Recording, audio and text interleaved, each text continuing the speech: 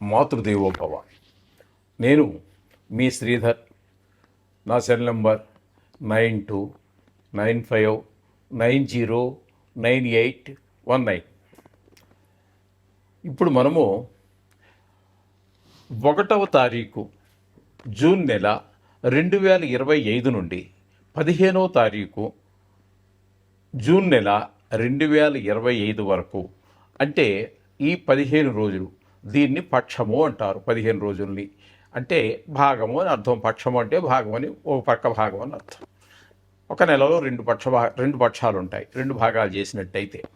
అంచేత ఇక్కడ దీన్ని పూర్వపక్షం అంటారు. అంటే మొదటి పక్షం రోజుల గురించి, ఈ 15 రోజుల గురించి. నెల అంటే 30 రోజులు కాబట్టి 30 కానీ 31 కానీ జరుగుతూ ఉంటుంది. ఒక్కొక్క నెల 28 కానీ 29 కానీ రావచ్చు. ఏదైనా 30 అనేటటువంటిది ఒక ప్రామాణికంగా మనం స్వీకరిస్తూ ఉంటాం నెలకి. అటువంటి నెలలో సగం 15 రోజులు కాబట్టి ఆ పక్ష ఫలితాలుగా మనం చెప్పుకోవడం జరుగుతుంది, 15 రోజుల యొక్క ఫలితాలని.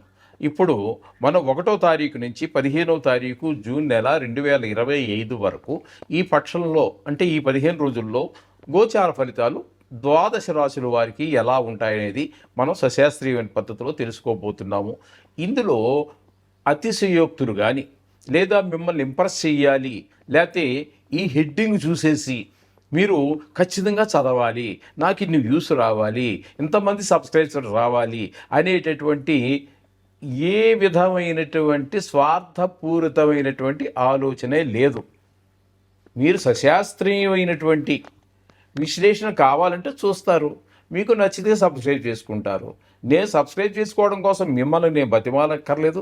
ఇలా తప్పుడు తంప్లైన్స్ అంటే హెడ్డింగ్లు పెట్టేటటువంటిది, ఆ హెడ్డింగ్కి లోపలుండే సబ్జెక్టుకి సంబంధం లేనటువంటి విషయాలు ఇందులో చెప్పబడవు. అలాగే కొన్ని గ్రహాలు బాగలేవు, అంత మాత్రాన మిమ్మల్ని భయభ్రాంతులు చేసేసి మీ చేత జపాలకనో హోమాలకనో, లేకపోతే ఏదో ఒక, మా మిత్రుడు ఒక ఆయన ఈ మధ్యకాలంలో చెప్పాడు, ఒక ఆయన చెప్పాడట అట్లా. ఎందుకంటే ఆయనకి ఏదో కొంచెం కుజదోషం లాంటిది ఏదో ఉందట. అయితే అతని జాతకం మనకు రాలేదు, కానీ కుజదోషం ఉందని ఆయన నిర్ధారణ చేశాడు. అది ఎంతవరకు యథార్థం అనేది ఆ భగవంతుడు తెలియాలి. మంచిదంటే మంచిదే, నిజంగా ఉంటే మరి మంచిదే చెప్పింది కూడా. అయితే దాని పరిష్కారం మాత్రం అంత అక్కర్లేదు. ఎందుకంటే తమిళనాడు వెళ్ళి, తమిళనాడులో సుబ్రహ్మణ్య స్వామికి షణ్ముఖుడు అని పేరు, ఆయనకి ఆరు పుణ్యక్షేత్రాలు పవిత్రమైనటువంటి, చాలా పవిత్రమైనటువంటి 6 పుణ్యక్షేత్రాలు ఉన్నాయి. 4 చూపిస్తున్నాను అనుకో, 6. ఈ 6 పుణ్యక్షేత్రాలని ఒకసారి వెళ్ళి తిరిగేసి అంతర్దర్శనం చేసుకుని రమ్మన్నాడట. ఇది అందరికీ సాధ్యపడుతుందండి. ఒక పేదవాడు ఉన్నాడు, ఒక భాష రానివాడు ఉన్నాడు, చదువుకోని వాడు ఎక్కడ ట్రైన్ ఎక్కాలో, ఎక్కడ ట్రైన్ దిగాలో, ఏ రూట్లో వెళ్ళాలో వాడు అంతా గట్టిగా తిరిగితే ఆంధ్ర మన లేకపోతే తెలంగాణలోనూ పూర్తిగా కూడా తిరిగి ఉన్నటువంటి వ్యక్తి వేరే రాష్ట్రం పోయి ఎక్కడ తిరిగి వస్తాడండి? అతనికి ఆర్థిక పరిస్థితి ఉండాలి కదా. ఇవన్నీ ఆలోచించాలి మనం. ఇవి ఇట్లాంటి భయంకరమైనటువంటి శాస్త్రకారులు ఎప్పుడూ చెప్పలేదు. మనం ఇంటి దగ్గర కూర్చొని చేసుకునేటటువంటిది, లేదా ఇంటి దగ్గరలో ఉన్నటువంటి గుళ్ళోకి వెళ్ళి చేసుకునేటటువంటిది, దాన్ని కూడా ఎక్కువ ధనాన్ని ఖర్చు పెట్టి చేసుకునేటటువంటివి, ఎక్కువ ద్రవ్యం ఖర్చు అవ్వకుండా చేసుకునేటటువంటి విధానాలు అనేక చెప్పబడి ఉన్నాయి శాస్త్రాల్లో. అట్లాగే అవి ఏవైతే ఉన్నాయో అవి సూక్ష్మంలో మీకు చెప్పడానికి నేను ప్రయత్నం చేస్తాను. డబ్బులు ఉన్నవాళ్ళు ఓకే, సంతోషం, ఖర్చు పెట్టుకోండి, విత్తం కొద్దీ వైభవం, ఓకే.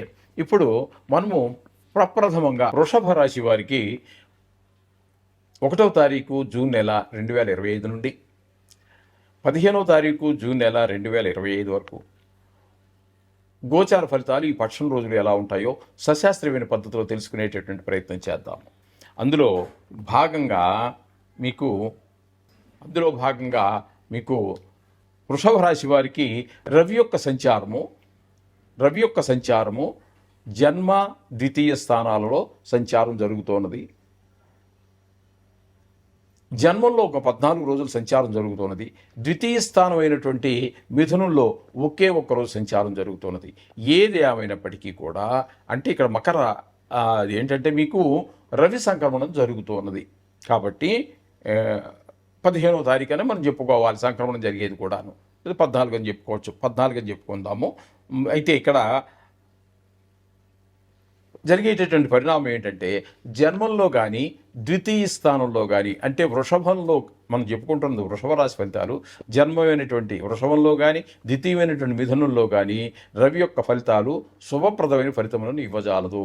జన్మంలో ఉన్నప్పుడు అనారోగ్యాలు అలాగే ఏంటంటే ఒక మంచి ఆలోచన రాకపోవటము, ప్రవర్తనలో కొంచెం చెడు ప్రభావం చూపించటము, ఆరోగ్య విషయంలో కొంచెం ఇబ్బందికరమైనటువంటి ఉండటము, అలాగే ద్వితీయ స్థానంలో ఉన్నట్టు ఒక రోజు గురించి పెద్ద తీసుకోక్కర్లేదు కానీ తీసుకోవాల్సిందేనండి. ఒక నిమిషంలో కూడా వాటికి ఎంతసేపు కావాలండి, భగవంతుడికి ఒక నిమిషం చాలా మంచి చేయాలన్నా చెడ్డ చేయాలన్నా. అట్లాగా మీకు ఆ ఒక్కరోజు కూడా మన పరిగణలో తీసుకున్నట్టయితే ద్వితీయ స్థానంలో కాబట్టి ధనానికి ఇబ్బంది కలిగేటువంటి పరిస్థితి అంతా కనిపిస్తూ ఉంటుంది. మాట వాక్ అనేటువంటిది రవి ప్రధానంగా ఉన్నటువంటి అన్నింటిలో కూడా రాజుగారు కదండి, మనంతా సౌమ్యంగా మాట్లాడటం అనేటటువంటిది అడ్మినిస్ట్రేటర్ అంటే ఎప్పుడు కూడా ఒక అధికారి అనేటటువంటి వాడు అందరితో సౌమ్యంగా భుజం మీద చేసి నవ్వుతూ మాట్లాడుతూ ఉంటే ఆయన మాట వినరండి. అడ్మినిస్ట్రేటర్ అనేటటువంటి వాడు కోపంతో మాట కానీ మొహంలో ఒక తీష్ణత కానీ ఉండాలి, అంతే. అది అంచేత ఆ విధమైన ఫలితాలన్నీ ఆ ఒక రోజులో కూడా మనకు కనిపించేటువంటి అవకాశం కనిపిస్తుంది. ఇకపోతే వృషభ రాశి వారికి తృతీయ చతుర్థ 2 స్థానాలలో కుజుని యొక్క సంచారం జరుగుతోందండి. తృతీయ స్థానంలో 4 రోజుల పాటు సంచారం జరుగుతోంది. ఆ తృతీయ స్థానంలో మాత్రం ఆయన ఇంట్లో వారి యొక్క మనిషి సంఘజీవి కదండి, ఇంట్లో కానివ్వండి, వ్యాపార స్థలంలో కానివ్వండి, ఉద్యోగ స్థలంలో కానివ్వండి, ఎక్కడైనా కూడా వారందరూ కూడా ఇతనికి తెలుసున్న వారు తెలియనటువంటి వారు కూడా మనసా వాచా కర్మణ సహాయ సహకారాలు అందిస్తూ ఉంటారు. అందుచేత 3వ స్థానంలో ఉన్నటువంటి ఆ 4 రోజులు మాత్రం శుభప్రదమైన ఫలితాలు ఉంటాయి. ఇక చతుర్థ స్థానం అయినటువంటి ఈ సింహంలో ఒక 11 రోజులు సంచారం చేస్తున్నారు. చతుర్థ స్థానంలో సుఫలితాలు అయితే ఇవ్వరండి. అక్కడ కూడా విద్య విషయంలో వెనకబడటం, అలాగే తల్లిగారి యొక్క ఆరోగ్య విషయంలో కొంచెం ఇబ్బందికర పరిస్థితులు ఉండటం, అలాగే ఇంట్లో మన ఇంట్లో ఏదో రిపేర్లు రావటం, అలాగే వాహనాది విషయాల్లో కారు కావచ్చు, బైక్ కావచ్చు, ఏదో రకమైన ఇబ్బంది పెడుతూ ఉంటాయి. ఈ మిగతా 11 రోజులు కూడా ఈ విధమైన ఫలితాలే మనకి కుజుని వల్ల కలుగుతూ ఉంటాయి. ముఖ్యంగా ఇళ్ళు లేదు స్థలాలు కొని అమ్మేటటువంటి రియల్ ఎస్టేట్ వ్యాపారస్తులు ఎవరైతే ఉన్నారో వారికి మాత్రం ఖచ్చితంగా ప్రతికూలమైన ఫలితాలే ఇస్తాడు. వాళ్ళు ముందుకు అడుగు వేయలేరు. ఇవన్నీ ఖచ్చితంగా ఆ విషయంలో ఈ రియల్ ఎస్టేట్ వ్యాపారంలో ఉన్నటువంటి చాలా జాగ్రత్త తీసుకోండి. మాట కానీ డబ్బులు కానీ విపరీతంగా ఖర్చు పెట్టవాకండి. అట్లాగే చతుర్థ స్థానంలో కేతువుతో కూడా సంచారం చేస్తూ ఉన్నాడు. కేతు సంచారం కూడా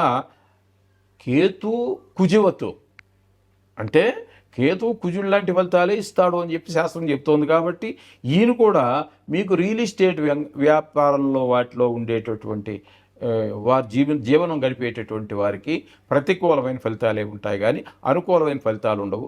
అలాగే భూమి కొనదలుచుకున్నా కూడా వాయిదా వేసుకోండి.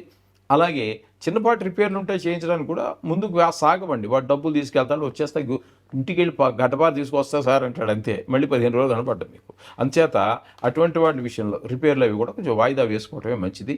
అలాగే రియల్ ఎస్టేట్ వ్యాపారంలో ఉన్నటువంటి వారికి అటు కుజుడు కానీ ఆయనతో పాటు కలిసి 4వ స్థానంలో ఉన్నటువంటి కేతువు కానీ శుభప్రదమైన ఫలితాలు ఇవ్వజాలరు. అలాగే ఇక్కడ దశమ స్థానంలో రాహు యొక్క సంచారం జరుగుతున్నదండి. దశమ స్థానంలో రాహు యొక్క సంచారం మీకు ఉద్యోగపరమైనటువంటి ఇబ్బందులు కలగజేస్తూ ఉంటాయి. ఎందుకో సడన్గా పైకెత్తుతాడు, సడన్గా దింపేస్తూ ఉంటాడు. ఉద్యోగపరమైన చిక్కులు మాత్రం ఖచ్చితంగా కనిపిస్తూ ఉన్నాయి. ఇకపోతే వృషభ రాశి వారికి ఏకాదశ స్థానంలో శని యొక్క సంచారం జరుగుతోంది. చక్కటి ఫలితాలన్నీ మీకు ఏకాదశ స్థానంలో మీకు ధనానికి ఏ విధమైనటువంటి లోటు రాకుండా శని భగవానుడు కాపాడతాడు. అలాగే మీకు 11వ స్థానంలో ఉన్నారు కాబట్టి మీరు ఏ వ్యవహారం మొదలెట్టినా కూడా విజయవంతంగా పూర్తి చేయడం జరుగుతూ ఉంటుంది. ఏ విధమైన ఫలితాలని శని భగవానుడు మీకు ఇస్తూ ఉన్నాడు. ఇకపోతే వ్యయస్థానంలో శుక్రుని యొక్క సంచారం జరుగుతోంది. శుక్రుని యొక్క సంచారం వ్యయస్థానంలో చాలా చక్కటి ఫలితాలన్నీ ఉంటాయి. ఇక్కడ మీకు సినిమా రంగంలో ఉన్నటువంటి వారికి, టీవీ రంగంలో ఉన్నటువంటి వారికి, అలాగే సోషల్ మీడియాలో ఉన్నటువంటి వారికి, అలాగే బుల్ మార్కెట్ షేర్ మార్కెట్లో పెట్టుబడి పెట్టేటటువంటి వారికి చాలా అనుకూలమైనటువంటి ఫలితాలు ఇస్తాయి. మీరు ఏమాత్రం ఆలోచించవలసినటువంటి పని లేదు. 12వ స్థానంలో కూడా సుఫలితాలు ఇచ్చేటటువంటి ఏకైక గ్రహం శుక్రగ్రహం ఒకటే. అయితే మీకు చాలా కొన్ని గ్రహాలు అనుకూలత ప్రతికూలతను మామూలు ఏదో మనం చెప్పుకుంటున్నట్టుగానే నవగ్రహాలు కానీ నవగ్రహాలకు సంబంధించిన వాటి చేసుకుంటూ మీకు 9వ తారీఖు నుంచి ఇక్కడ విశేషంగా 9వ తారీఖు నుంచి గురుమూఢం వస్తోందండి. శుభకార్యాలు ఏవి జరగవు. అట్లాగే 15న సంక్రమణం జరుగుతున్నది, రవి సంక్రమణం. అది పర్వదినము. పెద్దలు ఎవరైనా తర్పణాలు ఇచ్చుకునేటువంటి వాళ్ళు కొన్ని పూజలు, విశేషమైన పూజలు పెద్దలుగానే కాకుండా దేవుడికి సంబంధించిన పూజలు చేసుకునేటటువంటి వాళ్ళు, అంటే సత్యనారాయణ వ్రతం లాంటివి చేసుకునేటటువంటి వారికి అలాగే చాలా మంచిది. అలాగే కొన్ని కష్టాల నుంచి బయటపడాలి అన్నట్టయితే 14వ తారీఖున వచ్చేటటువంటి సంకటహర చతుర్థి కూడా చాలా ముఖ్యమైనటువంటిది. వారి యొక్క కొన్ని కష్టాలు తీర్చడంలో చాలా ప్రముఖ పాత్ర వహిస్తుంది ఈ సంకటహర చతుర్థి కూడా. కాబట్టి తస్మాత్ మీరు అవన్నీ పాటించండి. సకల సౌభాగ్యాలు పొందండి. శోభం భూయాత్.